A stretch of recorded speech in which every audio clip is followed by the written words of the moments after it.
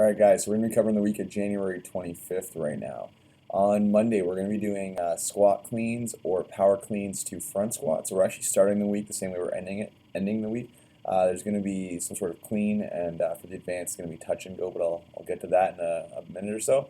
Metcon for this day is a pretty hard one. We've done it in the past. I've put an asterisk here that if you can't do each movement unbroken, you have to start the round over. So I'm just trying to, or not the round, but that movement over, sorry.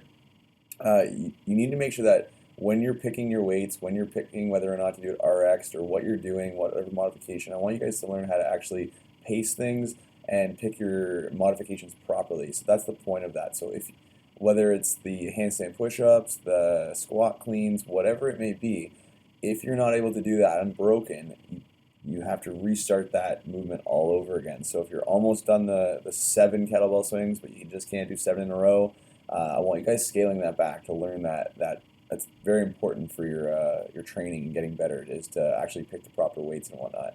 So go into that with a game plan and make sure that you're smart as you do that. Tuesday is kind of an accessory day, so we have not really a normal strength day here. It's going to be A1, A2, A3. Give yourself half a minute between each movement, so it's not for time or anything. So we're going to be doing bent over barbell rows, max effort set of toes to bar or a version of that, and then good mornings with weight. So it's very similar for each level for that day, but it's very accessory oriented that day. Metcon, don't look at this and go, I'm not coming in this day, this isn't a workout, whatever. I can specifically remember one of our better athletes in the gym looking at this workout. He was going to come in, not do this workout because he thought it was too easy, and then when he was done, he said it was one of the hardest workouts he's actually ever done with us. This is one of those things that I'm trying to get you guys prepped for the open, get your nervous systems accustomed to some of the harder things that we do in CrossFit. It's not always 20-minute workouts or 10-minute workouts where you're pacing. Sometimes it is just go all out, leave everything on the floor. So this one, I love it / hate it. It's an Airdyne 1-minute max effort. That's it. Go as hard as you possibly can for 1 minute. You're going to rest 5 minutes and you're going to do it one more time. That is literally the whole workout. Yes, it looks like nothing, but trust me, just come in, try it.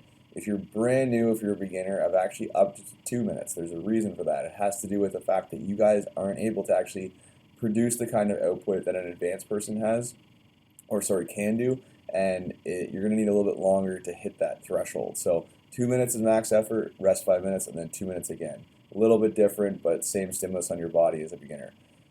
Trust me, just come in on that day. You'll thank me later. Wednesday, we have A and B, so back squats and sled pushes. So finishing your back squats, then going directly into your sled pushes once you're done. What we got going on for the Metcon, we're actually retesting one of last year's open workouts, so 15.3. This is the one with the muscle ups, the wall balls, and the double unders. I've kind of changed it a little bit for the beginners. I don't want you guys just doing wall balls and single unders. I've actually put in pull-ups and push-ups, so it is a little bit different. It's a 14-minute AMRAP of 14 pull-ups, 14 push-ups, and then the wall balls and single unders. And I just want you guys getting better at those movements, and I'm not gonna lie, it's kind of boring for you guys to come in and just do the wall balls and single unders. So that's what I've changed on that. Metcon, for Thursday, Metcon only, so there's no strength. Tabata this, one of the great conditioning workouts that we do.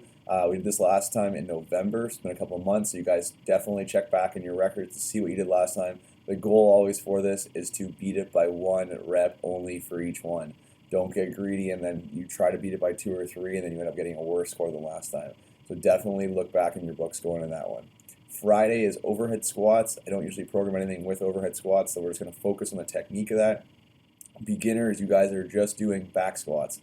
The reason for that is usually mobility, so I want you guys just getting the foundation of the squat down, and that's why we're doing the back squats that day. Metcon, though, what we're going to be doing is an 8-minute AMRAP, ascending by 2 reps, so 2, 2, 4, 4, 6, 6, etc. Overhead squats and burpees over the bar. So scale the overhead squats. I'm okay with you guys doing those, even with honestly a PVC pipe or a bare barbell and nothing on it. Just making sure that you have correct form, taking your time on that, and then getting your heart rate back up with the burpees.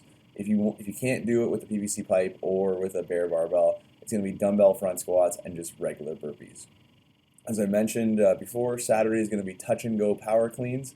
power cleans or hang power cleans, and then your Metcon for that day is going to be power cleans at a heavier weight, run or airdyne, power cleans at a lighter weight, run or airdyne, and then power cleans at an even lighter weight. So you're going to be stripping the bar down as you go, and then finishing off with the row or the airdyne. What I want different though is that beginners are going to be doing hang power cleans. That's really the only difference there.